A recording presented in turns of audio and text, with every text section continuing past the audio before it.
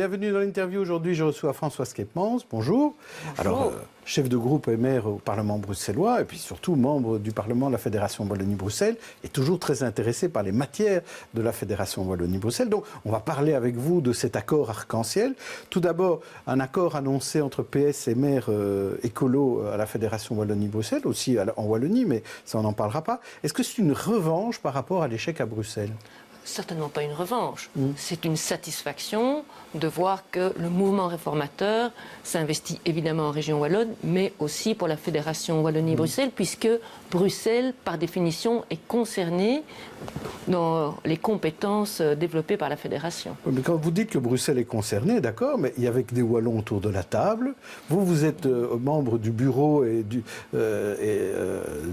groupe des présidents de la Fédération Wallonie-Bruxelles, et vous êtes la seule bruxelloise. On a l'impression que cette Fédération Wallonie-Bruxelles, c'est surtout Wallonie et pas beaucoup Bruxelles.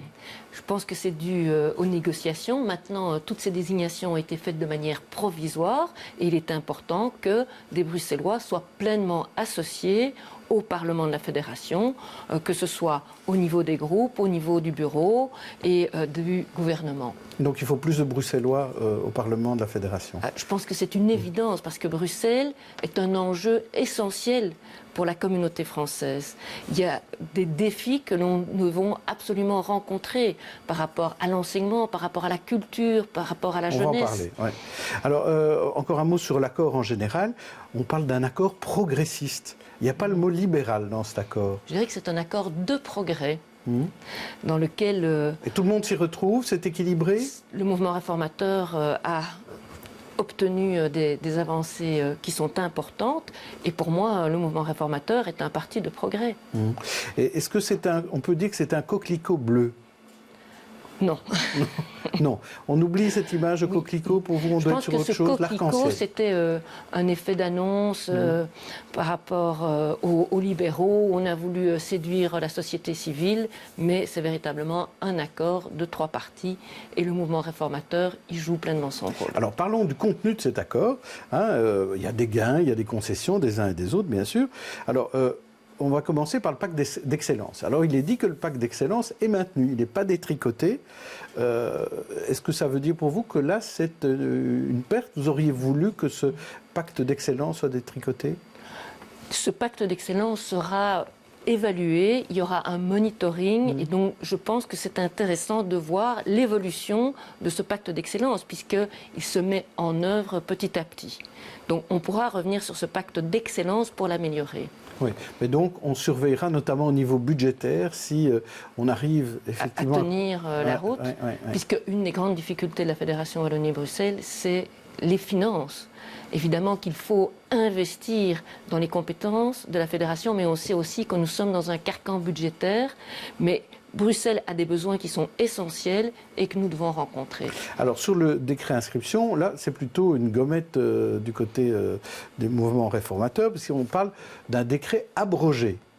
Et remplacé. Et remplacé. Mais remplacé par quoi ? Alors, justement, on va permettre une plus grande liberté de choix aux parents, aussi une plus grande autonomie du pouvoir organisateur des directions d'école, mais tout en maintenant certains principes tels que le fait que l'on puisse s'inscrire dans le cadre d'une fratrie qui est le personnel des enseignants, mais des mesures telles que par exemple le nombre de distances entre l'école et le domicile, ce sont des éléments qui ne seront plus pris en considération comme auparavant.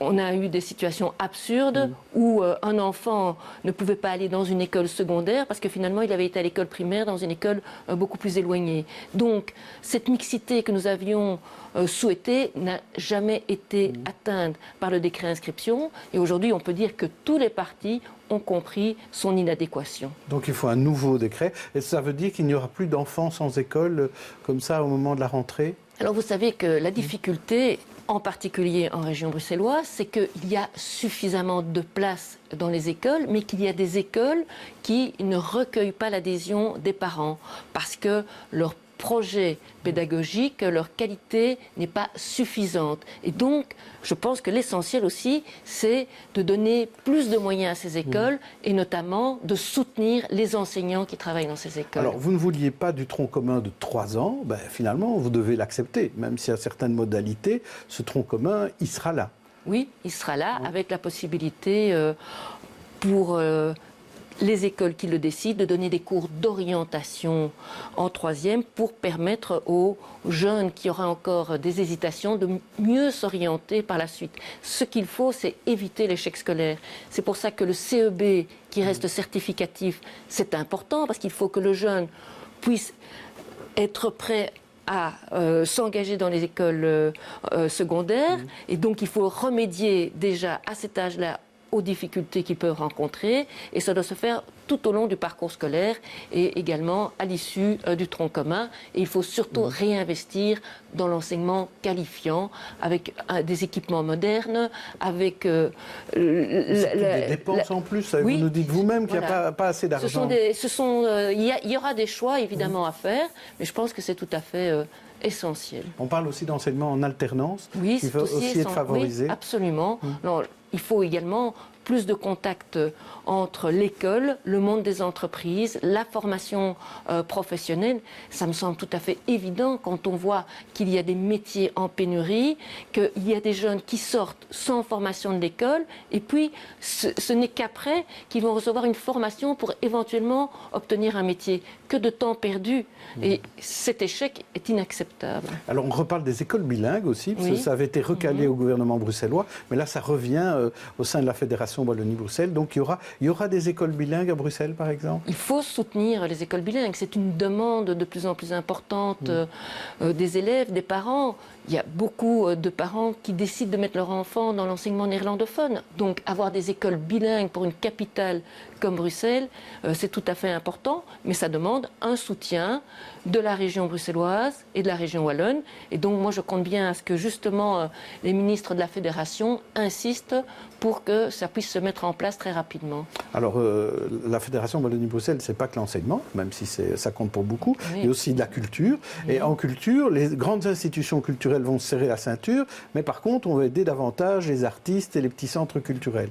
C'est important aussi, c'est important pour la Wallonie, c'est important pour Bruxelles également. Il y a beaucoup de maisons de la culture en région bruxelloise, et les bibliothèques, c'est un outil essentiel à la formation, à l'accès à la culture pour les enfants. Donc, et ces bibliothèques, évidemment, ce ne sont pas les rayons poussiéreux.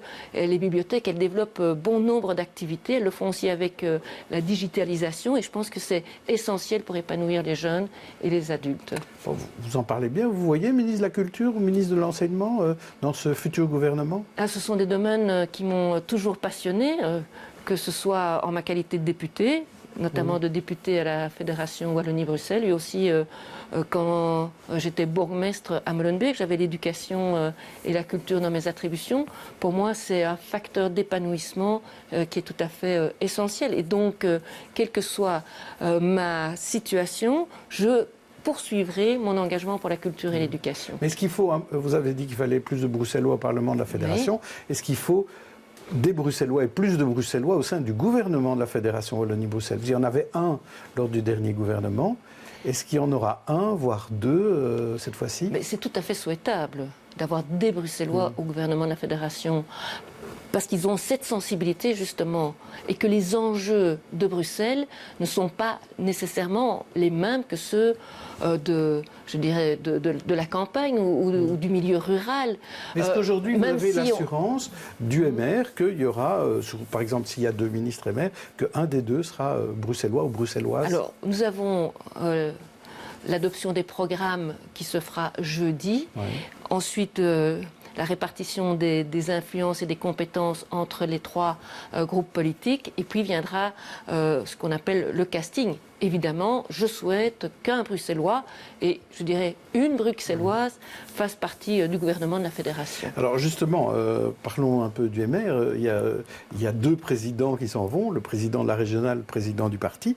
Au niveau de la régionale, quel est le meilleur casting pour vous? Est-ce que vous êtes candidate, comme Boris Didier, ce qu'il a annoncé, est-ce que vous êtes candidate à la succession de Didier Reynders à la régionale bruxelloise?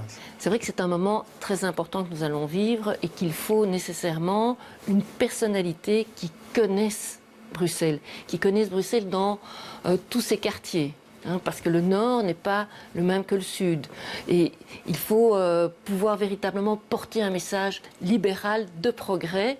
Alors, il faut aussi que des jeunes puissent se mettre en évidence. Donc aujourd'hui, il est un peu tôt. Je dirais que attendons que les gouvernements de la Fédération et de la région wallonne soient mis en place pour pouvoir lancer le débat concernant la présidence du MR au fédéral et à la région. Oui, ça doit se faire en même temps, de toute façon, les deux? Je pense que ça se fera d'abord la région et ensuite le fédéral. Oui. Que demande le MR en termes de compétences au sein de ce futur gouvernement de la Fédération Wallonie-Bruxelles? Quelles sont les compétences importantes auxquelles le MR tient? Alors, je dirais que toutes les compétences gérées par la Fédération sont essentielles puisqu'elles touchent la personne.